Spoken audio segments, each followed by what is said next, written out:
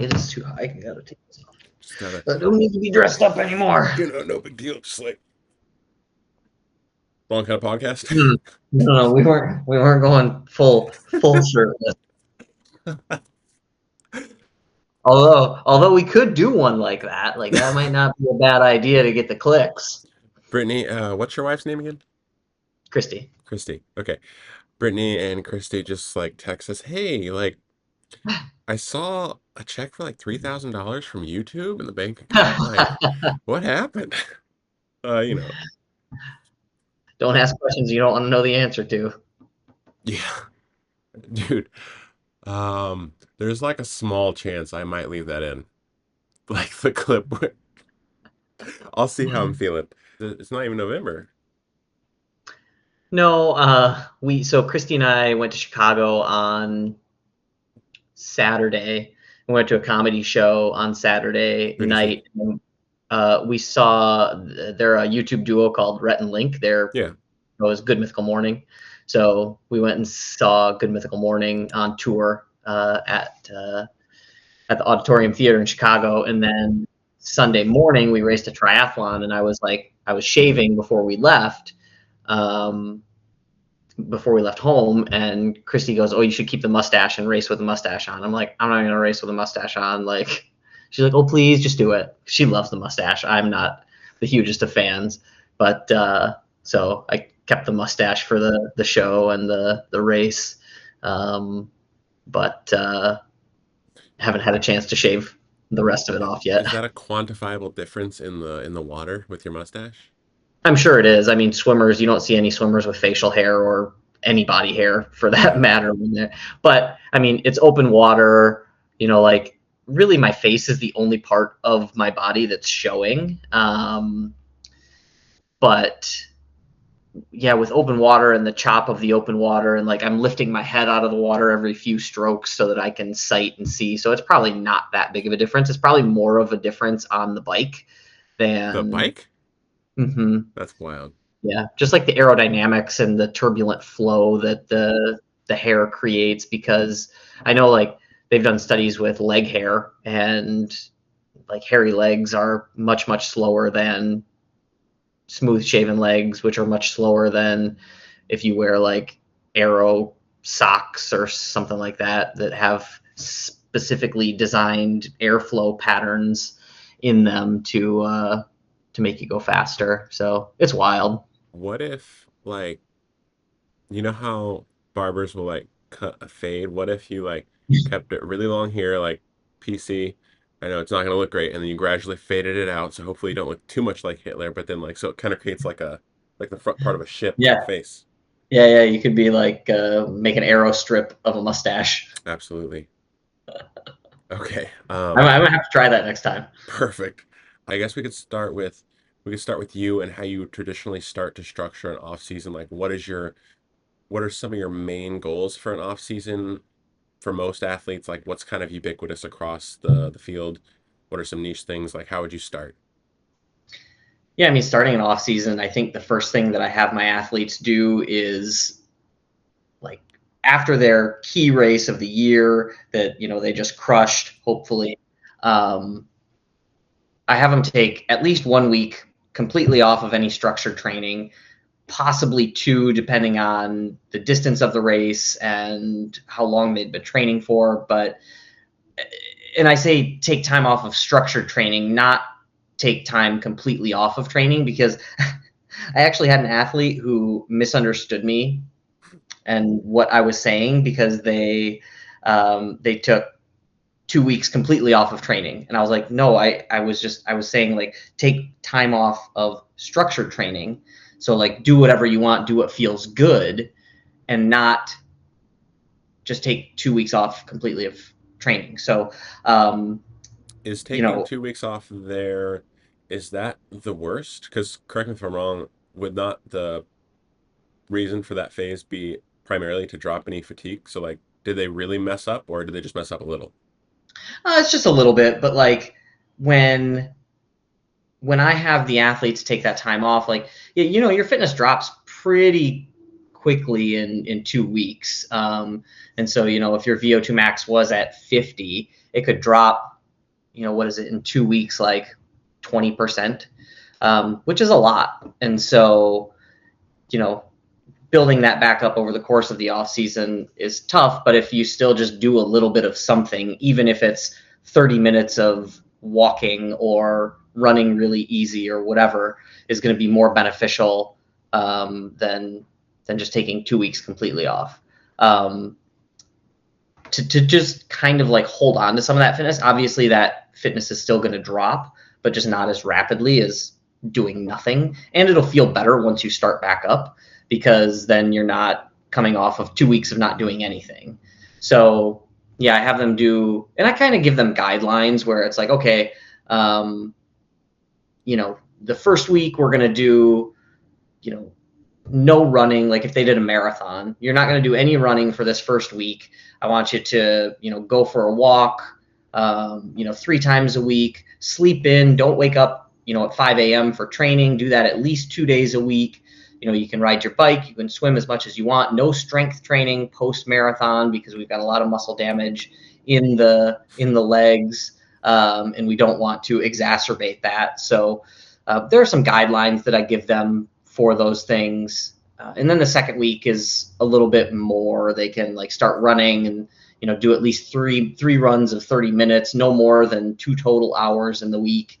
And again, it's really athlete dependent, because if you've got an athlete who is running 100 miles a week, they're going to be able to bounce back probably a lot more quickly than an athlete who is running 30 miles a week. So it's really Right. kind of athlete dependent, but for the most part, that's kind of like the first 2 weeks post Do race. I had a question for you in there.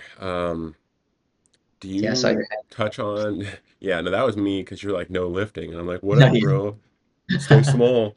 Um, do you touch on how much effort do you put into coaching people with their sleep?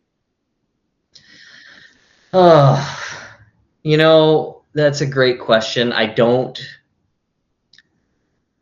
really like put something in their workout profile. It's like, oh, you have to get this much sleep, because like I've got an athlete who is a mom of 4 kids, Yeah. 2 twins who are like fresh babies. The other 2 kids are like 9, 10, 11 years old. And so for her, I can't say like, well, you need to be getting 8 hours of sleep a night.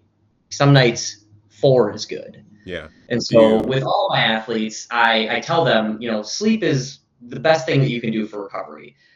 Get as much as you can, whatever that means for you. If that's 4 hours, if that's 8 hours, if that's 10 hours, right? Get as much sleep as you can, because everybody's at different phases in their life. Like I said, I've got that mom who's got 4 kids. I've got athletes who are single and don't have any kids. I've got an athlete who just got engaged and is getting married. And so it's like everybody has their own unique challenges to deal with, and putting a blanket statement of, oh, you need to get X amount of sleep per week. Obviously, there is research done that shows, we need to get 7 to 8 hours of sleep if you want to function optimally and perform optimally. But that's not feasible for everyone, because if they slept 7 or 8 hours, then they're not going to be working out. They're not going to be running. They're not yeah. going to be biking. They're not going to be swimming, because they sacrifice an hour of sleep for an hour of running or something like that. So, um, yeah, it's important, but we also, as coaches, we can't live by, well, research says this, so if you're Yeah. not doing this, then, because it's not applicable to the real world. So we Yeah. have to work with what the athlete can do. I just had a conversation with a athlete that's basically been like, it's kind of those ones where when you're getting the check-in, it's like a third of the stuff is going right, and there's like a lot of places where they're kind of falling off the bandwagon. So when we had our meeting, I just took it straight back to the beginning. I was like, "Hey, how much are you sleeping?" He's like, "I'm averaging 5 hours a night," and I was like, is this necessity or like what's going on?" And it was almost all of it was not necessity. There was one thing relating to sporting events with friends on the Saturday he wasn't willing to give up, and with the driving, it would cost him a lot of sleep. But for the rest of it, I was like, okay, we're gonna build on sleep first. So for this week, our only goal is to see if we can get that sleep up to 7 hours and see if we can meal prep 2 meals that last a majority of the week. Just like starting to see stack up those wins essentially. Hmm. So it was interesting. I totally agree with you that like you can't just like sleep 7 to 9 hours. Like I feel like it's really easy to do until you realize that someone has 4 kids. Yeah. And it's even a problem for me and my wife because like every night we get into bed, we're just doom scrolling on Instagram and watching reels or whatever. And it's like, okay, yeah, last night we got in bed. I remember looking at my watch and it was 10:25 and I had put my phone down and like we were just laying there and watching Instagram reels on her phone. And let's see, according to my watch, I didn't go to bed until 11. So it was, 25 minutes of doom scrolling, or no, 35 minutes of doom scrolling on Instagram. And so it's like, okay, that's an extra 35 minutes of sleep that we could have gotten if we would have Yeah, just put phones down. And like, that's a big problem for a lot of people. But also, like, that time is for my wife and I yep, to you know enjoy each other's company, like laugh together, and she had sent me some reels throughout the day and I her, and so like we yeah. watched those, and so it's just a time for us to be together and connect after all the crazy hustle and bustle of having a 9-year old do soccer practice and then dinner and then jumping on the trampoline. And so again, like, okay, is that a necessity that we do that? No, but it, I think, helps us, and like helps us bond. So it's like, could we give up 15 minutes of that scrolling time or 20 minutes? Sure, but like maybe we still just scroll for 15 minutes and still have that time together where we do that instead of 35 minutes. So it's not like I'm saying, oh, never scroll on your phone before bed, but I know how easy it is to get stuck down that rabbit hole and just end up 35, 40 an hour later. Right? Like, I'm gonna actually. So I agree with you, but I am gonna push back and say that that time is a necessity until it isn't. So like, there's also something to be said for relaxation and relationships, for like longevity and overall wellness and stuff. So like, if you're getting a lot of that time, like if I was coaching you and I saw that and I saw consistently 30 to 35 minutes of scrolling on social media with your wife in bed before bed, and you're getting in bed by 11 and you're still like roughly getting sleep windows and like everything's looking great, that would not be in the top 100 things I would look to change. But then it's 6 weeks down the road and you're like, yeah, my sleep is starting to push into the 6 hours a night, and then like I'm getting really agitated at work. It's like, okay, now we're gonna have a conversation. um, so yeah, relaxation is also very important. Like you'll see a lot of the mindset of a lot of elite athletes is when you're competing or training, you flip the switch and you're a monster that's destroying worlds. And then when you're done with it, you're like a high sloth with all the food in the world. Like there's a reason why you see like Luca, he's Doncic. like ranked, yeah, he's ranked top 500 in the world in Overwatch during the NBA finals. No way. Yeah, straight up. It's things that relax you are really, really good for promoting anabolism and actually developing and recovering and things like that. So shutting off is just as important as turning it on. Yeah. So we're starting off with active recovery phase for 1 to 2 weeks, where you're doing unstructured workouts. That's pretty much the same for me. The cool part on my side of the pond is though when you start, I say pond, my side of the strength and conditioning coin. Um, for the first like many days in a deload, we're actually still growing. So whereas you aerobic fitness can drop off really, really quickly, for the like half the week, we're still growing, and then we have like 3 weeks after that before things start to get worse. So basically, everything about resistance training is easier, is what I'm saying. But You so guys, you guys are a-holes. we got it easy. And then, like, if you wanted to extend that further, like, go in there and hit like a heavy double of squat, bench, deadlift, on like the third week and you're still good. You guys just have it so easy. You could take Uh, breaks in between your sets. You could like sit yeah, down and listen to music. Maybe that's eat true. some potato chips. I ate pizza in between one of my leg days recently. Oh, that's what it was. That's what Yeah, it was. I remember you posting that. it was amazing. So then yeah, it's just great. Big fan. But so I'm gonna push back on you there a little bit and say you get to eat to maintain your body weight like 4,200 calories, whereas I have to lose weight on currently 2,500 calories, so at 100 pounds more in body weight almost. So there's a price. Yeah, I'm not Um, going to complain about the amount of food I get to eat. It is yeah. highly recommended.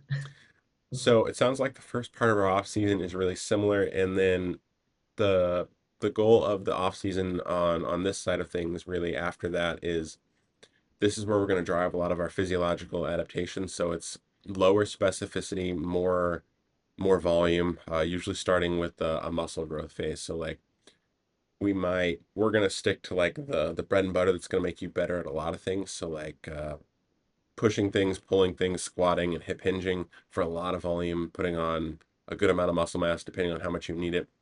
And then from there, we're transitioning that into some strength. So we build the muscle, then we get strong with it, and we kind of do like that. Another active recovery, and then we shift into the next phase where we continue to get stronger with it, but then we start to learn to be quick with the muscle. So doing some strength power phases too. Okay, so you start with like hypertrophy and then Yep. move into more strength power.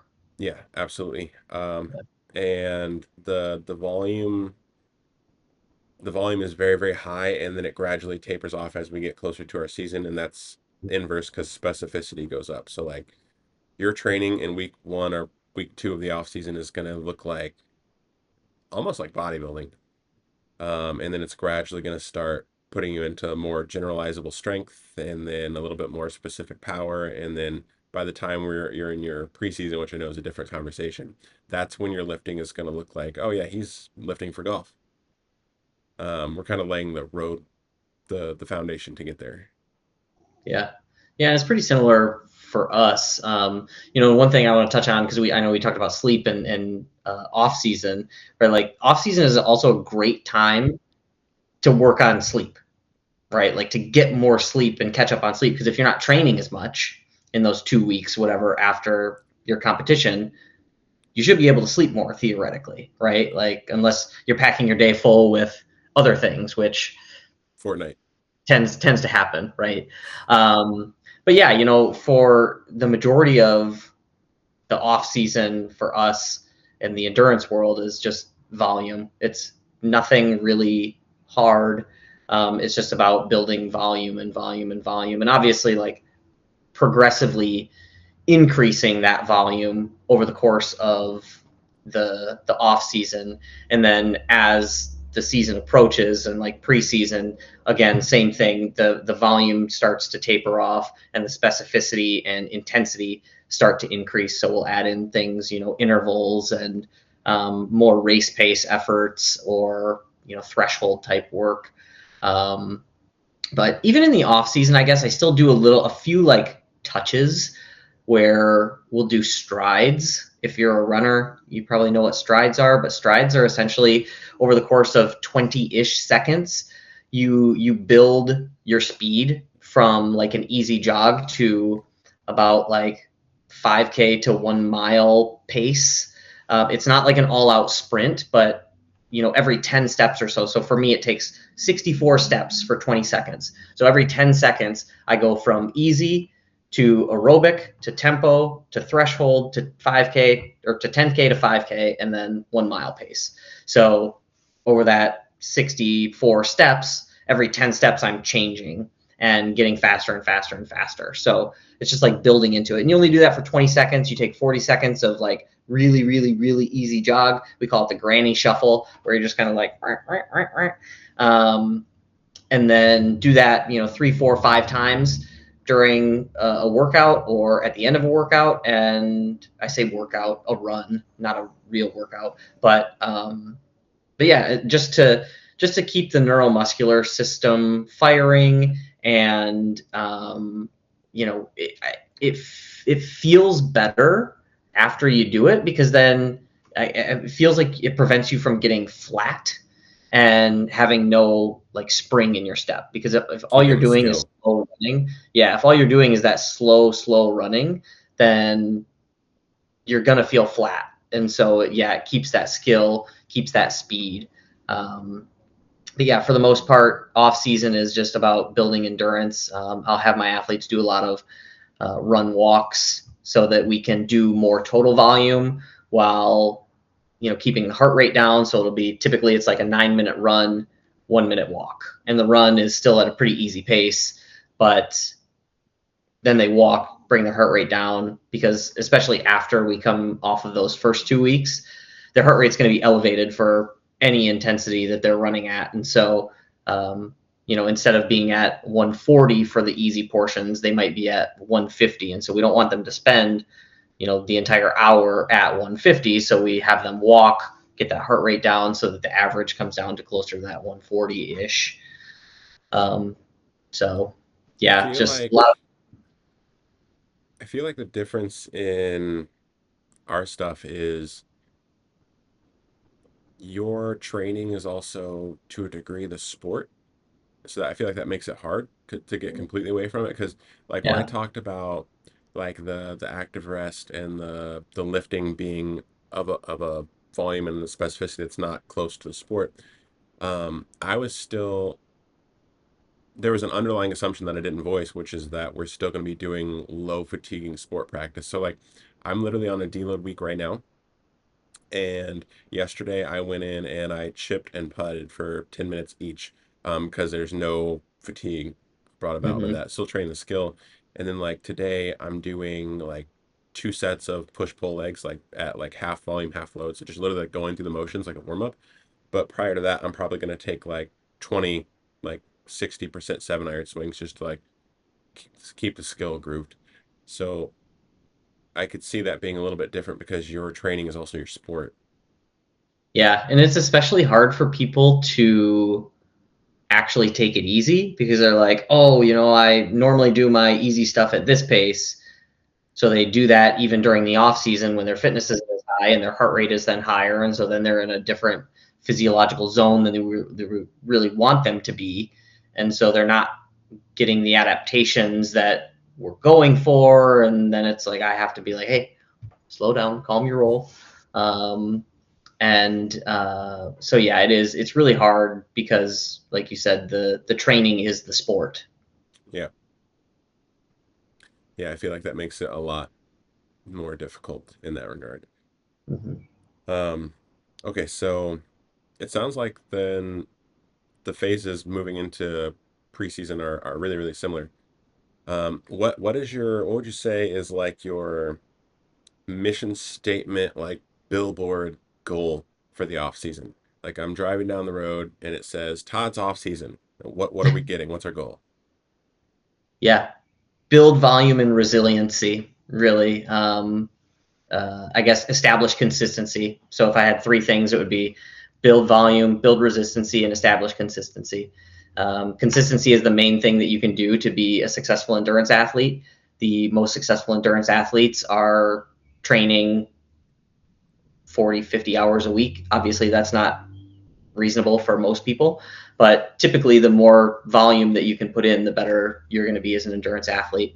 But that doesn't happen by training hard all the time. It's built in that off season where you're building that resiliency and you're building your fitness so that you can handle doing, for most people, like 10 hours a week would be a lot to build 10 hours a week, but you have to build up to that. So you have to establish that consistency, exercise, whatever that means to you. If that's 7 days a week, great. If that's 5 days a week, if that's 3 days a week, you have to build that consistency and the resiliency as well so that you're not getting injured. Because if you get injured, you have to take time off. And then that goes against our first, Yeah, you've which highlighted is step one. consistency.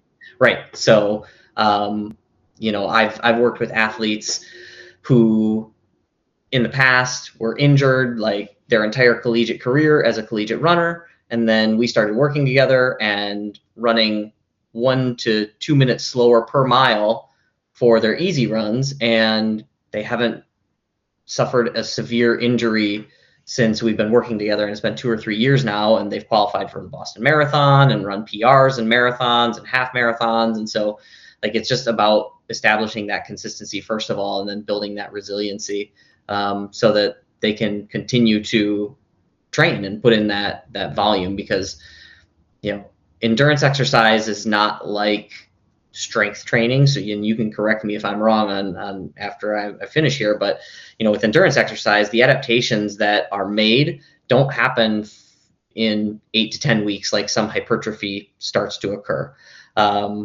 For endurance training, it's like the mitochondria and capillaries don't reach like fullness. That's a terrible way of putting it, but they don't reach like their peak for like 2 or 3 years. And so it's like, okay, well, if you're only doing 6 months at a time before getting hurt, or you're doing 6 months and then you're taking a month off, like you're never going to get to that point where the mitochondria and capillaries can grow and build and then transport the oxygen, create energy. And so, it's not like it's an 8 to 10 week thing. And 8 to 10 weeks is even a long time for most people, but 2 to 3 years is a lot longer. And I think that gets lost in a lot of people's understanding of just how long it does take to build that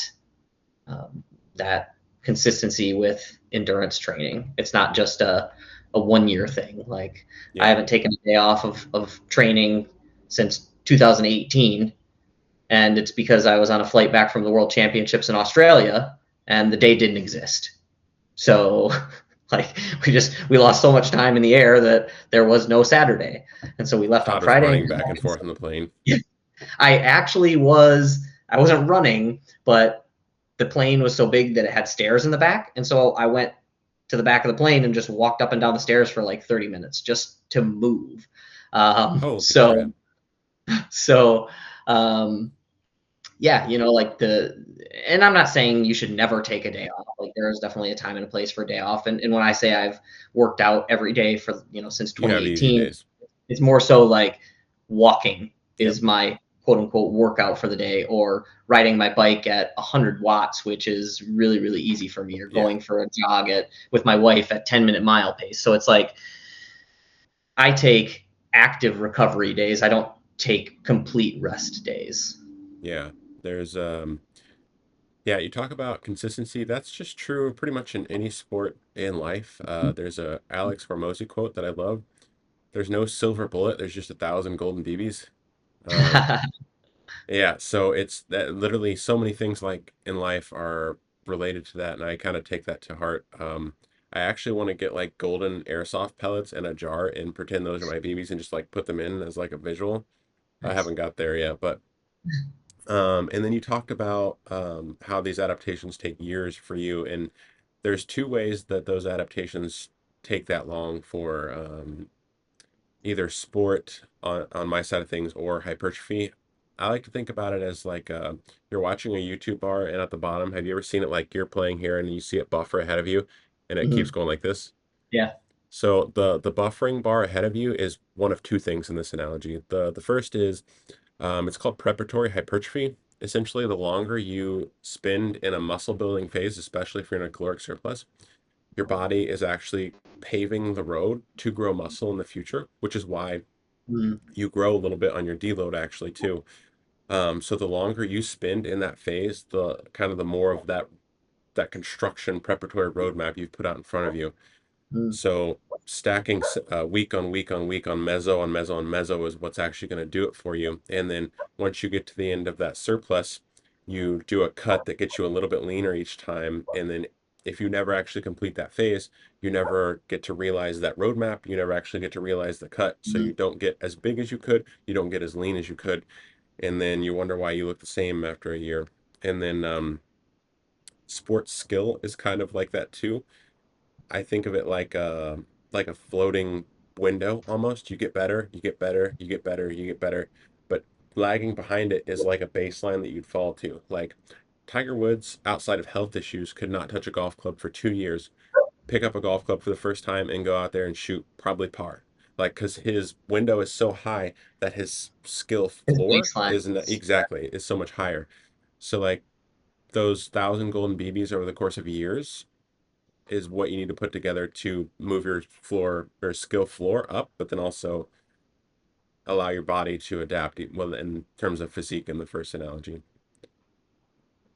yeah, yeah. I love that YouTube analogy. That's a good one that I've never thought of before. But yeah, I mean, talk about the floor and the window, like that's very similar with endurance athletes. The more that you train, the the slower your fitness decreases. So, like if your fitness is already high, you'll be able to pick it up a lot more quickly.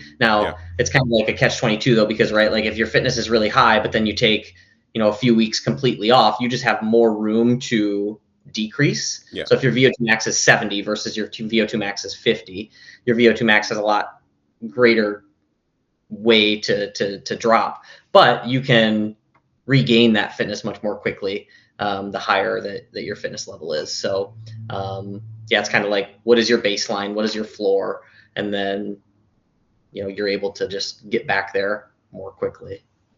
yeah, makes sense. I think that's actually a really good place to wrap it up. To be cognizant of your time, we'll leave with a rapid fire one. Um, Favorite movie you've seen in the last 6 months? Oh gosh, we don't watch a whole lot of movies. What Could do be a we just TV watch? show. Uh, Man, I guess Drive to Survive, the new season of Drive to Survive on Netflix. It's Formula One, Oh, and it just kind of gives a behind the scenes of all the Formula One drivers and each team and the struggles they go through. It's really cool because in 2017, while I was working on my PhD, I worked for a professional race car team, kind of like sure you did. a minor league for the Formula One.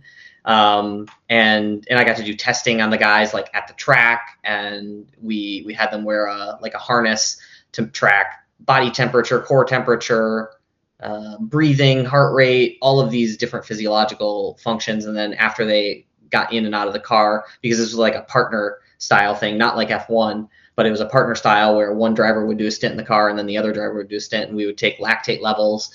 So it's really cool. Like I've been on that side of things, like the behind the scenes side of things. And so it's just really cool to watch and see how it's done at a different level. And my wife really enjoys the F1 thing too, even though she really doesn't care about like Yeah. race cars or anything. But now we're all like, oh yeah, did you see the race like in Monaco last week? Yeah, like Max Verstappen couldn't get past anybody because like nobody passed anybody in the race, and Max ended up finishing 10th, which is like his worst finish ever. Um, so yeah, that's probably one of the shows that's our go-to show for us. What about you? It's funny you mentioned that because the movie I was gonna say is we showed Eliana Cars. Oh Still yeah, a great movie. So still same holds vein up. there. Yeah. Cow, cow. You're racing and then my cartoon racing. Honestly, I probably prefer Cars to Formula One Drive to Survive. Cars is great. He did what in his cup? Still funny. Piston Cup. Oh man.